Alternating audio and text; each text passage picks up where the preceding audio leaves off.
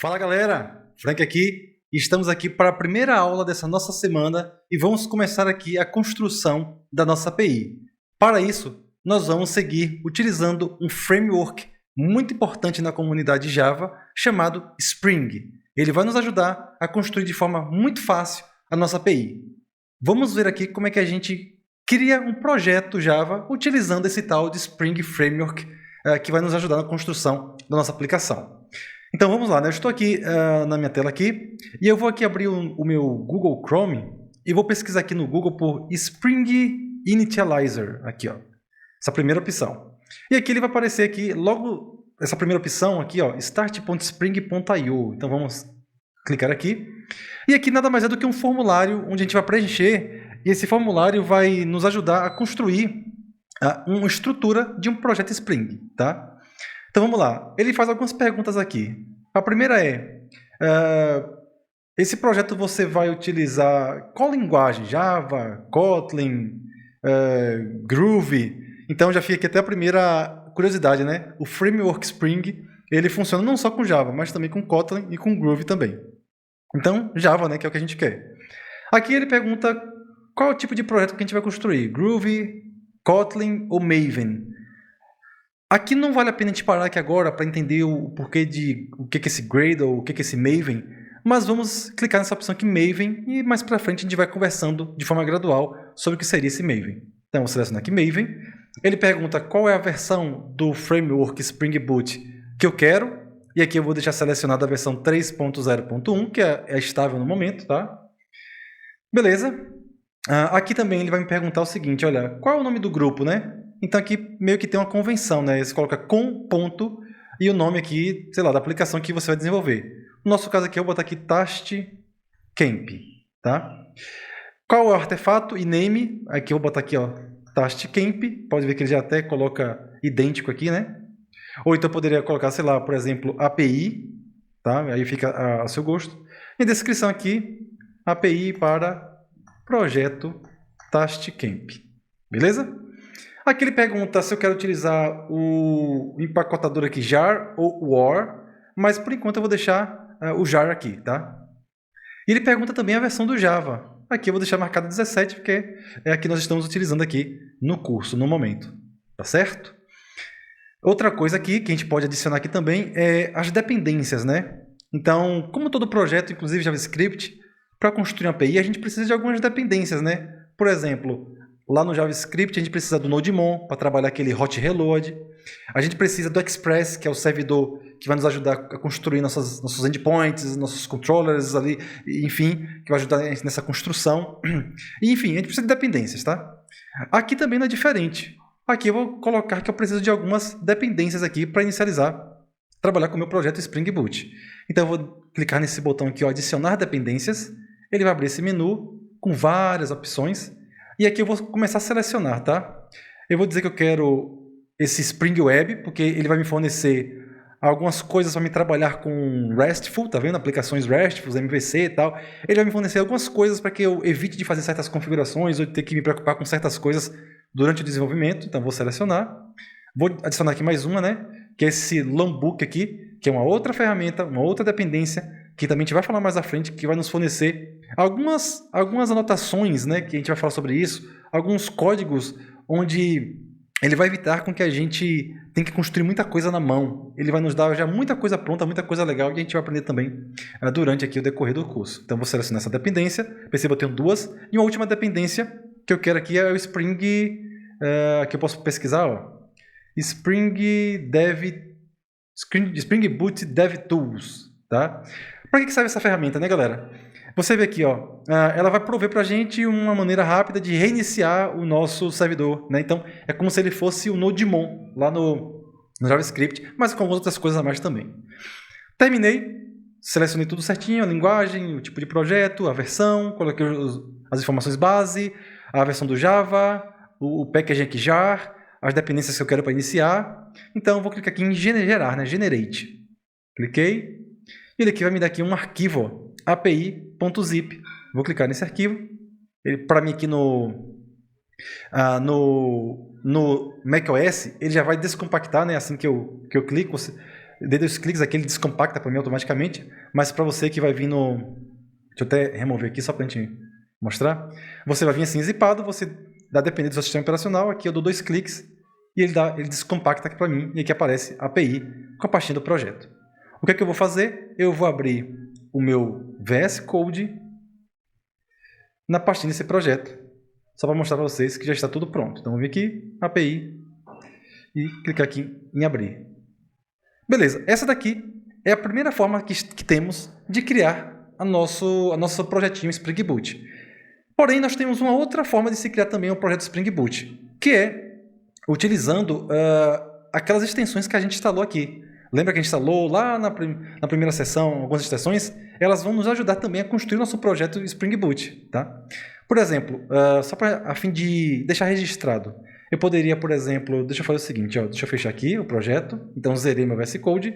Para criar um projeto Spring Boot pelo VS Code, tendo aquelas extensões lá instaladas, tá? Mas se você quiser saber qual é a extensão específica, a gente pode ver aqui que o nome da extensão é Spring... Cadê? Vamos procurar aqui nas minhas extensões. Spring... Aqui, Spring Boot Extension Pack, Spring Boot Tools, Spring Boot Initializer, tá? São as extensões que vão nos ajudar a construir, a trabalhar com Spring aqui dentro. Mas especialmente essa daqui vai nos ajudar a construir a nossa base Spring Boot através do VS Code, ao invés de a gente ir lá no Google Chrome, como a gente fez aqui agora, e criar lá pelo Google Chrome, tá? Mas beleza, vamos criar aqui, né, pelo VS Code. Como é que eu crio pelo VS Code, galera? É simples. Ctrl Shift P ou Command Shift P se você estiver no Mac. Digita aqui, Spring, e ele aqui aparece, Spring Initializer, tá? Create a Maven Project. Então, vou clicar. Ele pergunta qual a versão. Então, é aquela 3.1, a base. Que linguagem eu vou utilizar? Java. Qual o nome do meu pacote, né? Então, Tast Camp. Qual o nome do meu artefato? Eu vou botar aqui API. Qual o tipo de packaging, né, que a gente vai usar? Lembra lá, a gente vai utilizar jar, tá? Qual a versão do Java? 17. E aqui ele vai perguntar quais são as dependências que eu quero utilizar nesse projeto. Então, da mesma forma lá, pelo site, a gente consegue fazer por aqui. Então, eu quero essa Spring Boot, eu quero Spring Web e quero aquela Longbook, né? Longbook. Beleza, escolhi aqui as 3, que eu preciso para poder inicializar o meu projeto Spring Boot. Vou dar um Enter aqui. Ele pergunta aqui agora onde eu quero salvar isso, né? Então, vou salvar aqui na pasta Code. Então, aqui, gerar nessa pasta. Perceba que ele está aqui, beleza, diz que gerou com sucesso. Ele está perguntando se eu quero abrir o meu VS Code já nesse projeto. Eu quero. Então, fica aqui, Open. E aqui, galera, vale a gente fazer um adendo, tá? Essa estrutura de pastas aqui, ela pertence ao Maven, que é uma daquelas opções que a gente selecionou lá na hora de criar o projeto, e não ao Spring. O Spring aqui é só o framework que vai ajudar a gente a construir a nossa API, tá? Agora, olhando aqui para essa estrutura, perceba que nós temos algumas coisas que são comuns a gente já, vindo do JavaScript. Como, por exemplo, eu tenho aqui o gitignore, que é onde eu consigo ignorar coisas na hora do versionamento. Eu tenho aqui a pastinha src, que era da pastinha que a gente armazenava o nosso código do nosso pacote, da nossa aplicação, igualmente a gente fazia lá no JavaScript. Temos outras coisas aqui, como, por exemplo, o arquivo Markdown, que é só um helper, né? Que é aquele código que aparece quando eu crio o projeto. Mas disso aqui, uma coisa que é muito importante, que vale a pena a gente parar para falar, é sobre esse POM.xml. Esse POM.xml é similar àquele package JSON lá no JavaScript. É aqui no POM.xml que ele armazena, galera, o nome e as versões das bibliotecas que são usadas no projeto. Tá? Então, igualmente no JavaScript, lá no JavaScript a gente usa o package JSON, aqui a gente tem o POM.xml. Então, eu vou clicar aqui só para a gente dar uma olhada. Você pode ver que aqui ele tem algumas opções, está falando da versão da aplicação, e aqui ele está falando das dependências que a gente tem. Longbook, que a gente instalou, aqui Spring Boot Starter, que a gente também tem. Enfim, tudo que a gente instalou está aqui listada como dependência do projeto. E também, futuramente, quando a gente for adicionar novos pacotes, novas bibliotecas aqui, a gente também vai usar esse POM.xml para ajudar a gente a adicionar novas bibliotecas, tá? E por fim aqui, voltando aqui nossa pastinha src, que é a pastinha onde armazena o projeto de fato, né? Onde tem nossos códigos, como a gente fazia lá no JavaScript. Então, se eu entrar aqui na pastinha src, galera, se liga, eu tenho aqui 2 pastinhas aqui, uma main e uma testes. A testes está bem explícito, é onde ficam os testes, e a main é onde vai estar a nossa aplicação de fato, né? Aí aqui, dentro dessa main, eu tenho mais duas pastas, né? Eu tenho uma resources, tá? Que é onde ficam, por exemplo, se eu for trabalhar com modelo de monólito, tá? Eu colocaria os arquivos estáticos, páginas HTML, só que não nos interessa, já que a gente está trabalhando com API, então a gente não vai trabalhar com páginas HTML, tá? Então, aqui não me interessa esse resources aqui. E tenho também aqui um tal de Java, tá, galera? E dentro de Java, perceba que eu tenho aqui a pastinha com, depois a pastinha Tasticamp, e depois a pastinha API, e dentro dela um arquivo API application.java. Perceba que essa estrutura de pasta aqui foi construída em cima do nome que a gente deu lá na construção do nosso pacote. Quando a gente deu o nome aqui, ó, deixa eu voltar no nosso navegador, ele construiu a estrutura de pastas com o nome desse pacote aqui, ó. Uma pastinha com, outra pastinha Tasticamp e outra pastinha API. Tá? Exatamente como está aqui. Ó. A pastinha com, pastinha Tasticamp, pastinha API. Essa é a convenção que é seguida. Tá? É a única estranheza em relação ao que a gente aprendeu no JavaScript. Então, eu vou abrir aqui nosso arquivo API application.java, né? E aqui perceba que a gente tem aquela classe lá que a gente aprendeu lá na semana passada, que é a classe principal de onde se dá o start na aplicação. Então, aqui nós temos aquela public static void main string args, tá? Que é a classe que inicializa a aplicação Java e, da mesma maneira, é a classe que inicializa a nossa aplicação aqui, ó, nossa aplicação Spring Boot, tá? Então, a partir daqui, que a nossa aplicação é Spring, ó, .run, ela é inicializada, beleza? Então, se eu quiser inicializar o meu servidor Spring, minha aplicação Spring, é daqui que eu vou inicializar. Eu vou clicar aqui no Run, ou vou clicar aqui nesse Play aqui, e vai funcionar de forma maravilhosa, tá? Beleza, vamos dar um start aqui, né? Vamos ver o que acontece, né? Vou dar um Run aqui, galera, ó. Deu um Run. Ele vai mostrar aqui algumas informações. Mostrou aqui o logo daí do Spring, né? Bonitinho. E aqui, ó, nessas informações, ele vai dizer o seguinte, galera. Vamos dar uma olhada aqui, ó.